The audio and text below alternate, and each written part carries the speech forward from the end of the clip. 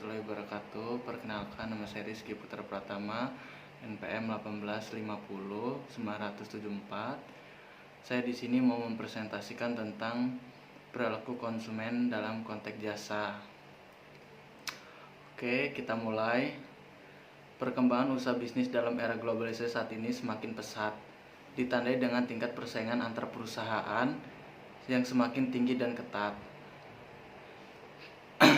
Keadaan tersebut menyebabkan perusahaan pada umumnya berusaha untuk mempertahankan kelangsungan hidup, mengembangkan perusahaan, memperoleh laba yang lebih optimal lagi, serta berusaha memperkuat posisi perusahaan dalam menghadapi pesaing yang lebih tinggi. Seorang pemasar dituntut mampu menciptakan strategi pemasaran jasa yang tepat dalam rangka persaingan dengan perusahaan lainnya agar tidak kalah dengan perusahaan yang lebih besar atau perusahaan lainnya. Selanjutnya yaitu tentang pengertian perilaku konsumen jasa. Konsumen jasa ialah orang-orang yang menggunakan dan menghabiskan jasa dengan alat tukar uang yang biasa disebut sebagai upah. Pelaku konsumen jasa sama dengan pelaku ekonomi, yaitu ibu rumah tangga, masyarakat, pemerintah, dan seterusnya.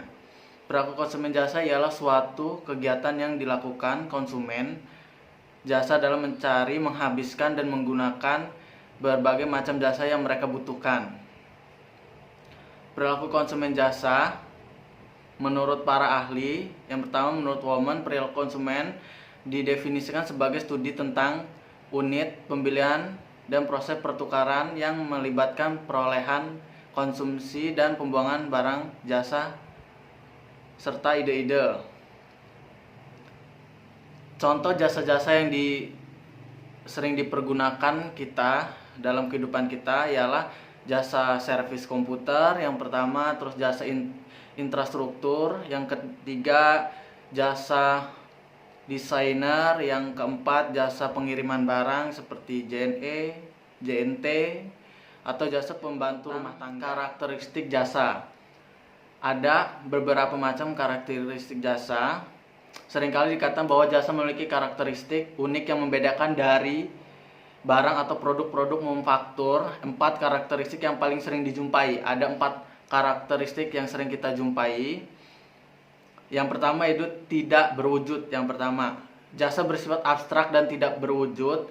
Berarti jasa tidak dapat dilihat, dirasakan, dicicipi atau disentuh oleh yang dirasakan dari suatu barang. Yang kedua, heterogenitas. Jasa merupakan non-variabel, standar, dan sangat bervariasi. Artinya, karena jasa itu berupa suatu unjuk rasa, maka tidak ada hasil jasa yang sama walaupun dikerjakan oleh satu orang lainnya. Hal ini dikarenakan oleh interaksi manusia atau karyawan dan konsumen. Yang ketiga, tidak dapat dipisahkan. Jasa umumnya dihasilkan oleh dan dikonsumsi pada saat yang bersamaan dengan partisipasi konsumen dalam proses tersebut. Konsumen harus berbeda di tempat jasa yang diminatinya sehingga konsumen melihat dan bahkan ikut bagian dalam proses produksi tersebut. Yang keempat, tidak tahan lama. Yang keempat, tidak tahan lama. Jasa tidak mungkin disimpan dalam persediaan. Artinya jasa tidak bisa disimpan, dijual, dikembalikan kepada orang lain atau dikembalikan kepada produsen jasa di mana ia membeli jasa. Selanjutnya, hambatan dan dalam memperoleh jasa. Hambatan ini ada tiga faktor hambatan yang membuat hambatan jasa ini. Yang tiga itu keterbatasan ahli atau skill, kemampuan seseorang. Yang kedua, kekurangan penyediaan jasa. Yang ketiga, kondisi ekonomi yang kurang stabil dan tidak mendukung. Selanjutnya yaitu tentang sifat dan perilaku konsumen. Konsumen bersifat dinamis. Yang pertama, perilaku konsumen dikatakan dinamis karena proses berpikir kita, merasakan, dan aksi dari setiap individu, konsumen, kelompok, atau konsumen lainnya, dan perhimpunan besar. Konsumen setiap berubah secara konstan. Sifat yang dinamis demikian menyebabkan pengembangan strategi pemasaran menjadi lebih luas. Yang kedua yaitu sifat konsumen berinteraksi dengan penjual, pedagang. Dalam perilaku konsumen dapat interaksi antara pemikiran, pemasaran, dan tindakan. Manusia serta lingkungan semakin dalam suatu perusahaan memahami bagai interaksi tersebut mempengaruhi konsumen. Semakin baik perusahaan tersebut dalam memasukkan kebutuhan dan kegiatan konsumen serta memberikan flow atau nilai bagi konsumen. Yang ketiga yaitu tentang perilaku konsumen. Pertukaran perilaku konsumen melibatkan antara manusia, dalam kata lain memberikan sesuatu untuk orang lain dan menerima sesuatu sebagai gantinya, pertukaran barang. Oke, selanjutnya tentang perilaku konsumen jasa secara umum. Perilaku konsumen jasa secara umum dibagi menjadi dua, yaitu yang pertama perilaku konsumen yang bersifat rasional, yang kedua perilaku konsumen yang bersifat irasional.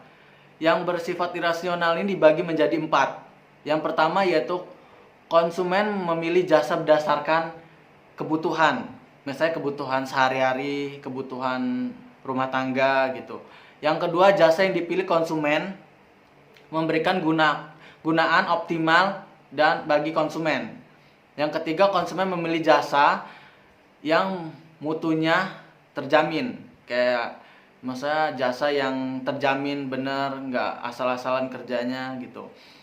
Yang keempat, konsumen memilih jasa yang biayanya sesuai dengan kemampuan konsumen. Kadang kan ada yang jasa yang mahal, tapi ada jasa yang murah tapi kerjanya bagus dan efisien.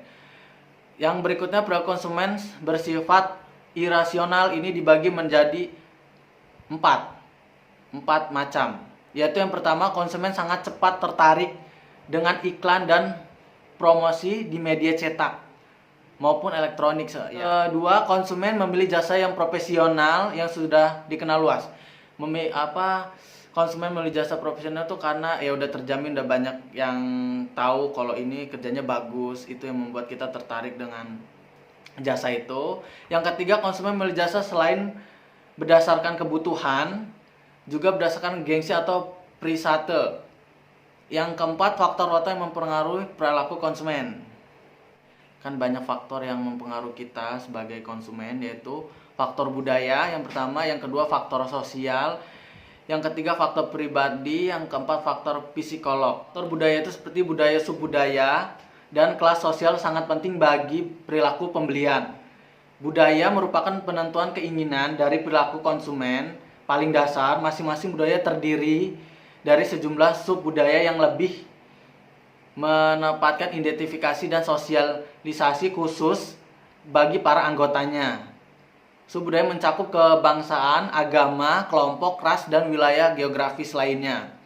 Yang kedua itu faktor sosial. Faktor sosial, perilaku konsumen dipengaruhi oleh faktor-faktor sosial seperti kelompok acuan, keluarga, serta para status sosial lainnya. Kelompok acuan itu membuat seseorang menjalani gaya hidup mempengaruhi perilaku serta konsep pribadi. Acuan gaya kelompok sosial itu kayak gaya hidup kita yang mewah. Dan selanjutnya, yang ketiga faktor pribadi. Keputusan pembelian juga mempengaruhi oleh karakteristik pribadi kita. Karakteristik tersebut meliputi usia dan tahapan dalam siklus hidup, pekerjaan, keadaan ekonomi. Gak mungkin kan ekonomi rendah kita mau gaya hidup tinggi. Itu faktor pribadi kita. Yang keempat tuh faktor psikolog.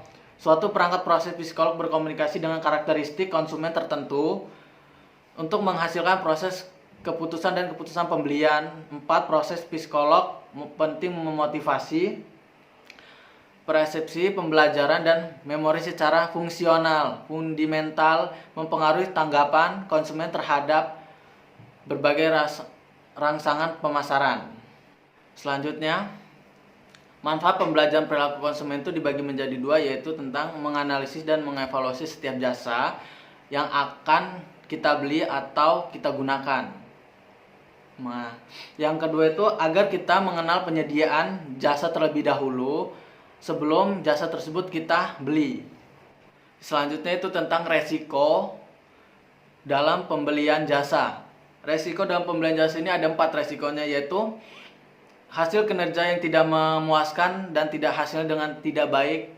Yang kedua, kehilangan uang atau biaya yang tidak terduga-duga, seperti awalnya kita deal dengan harga segini, tiba-tiba setelah kita menggunakan jasa itu ada biaya tambahan. Yang ketiga yaitu menghabiskan banyak waktu. Yang perjanjiannya 2 jam selesai, ternyata lebih dari 2 jam, itu tidak sesuai. Itu membuat kita kerugian dalam pembelian jasa. Ada 6 cara untuk mengurangi berbagai macam resiko dalam pembelian jasa. Konsumen mencari berbagai macam cara agar tidak mengalami kerugian dan pembelian jasa.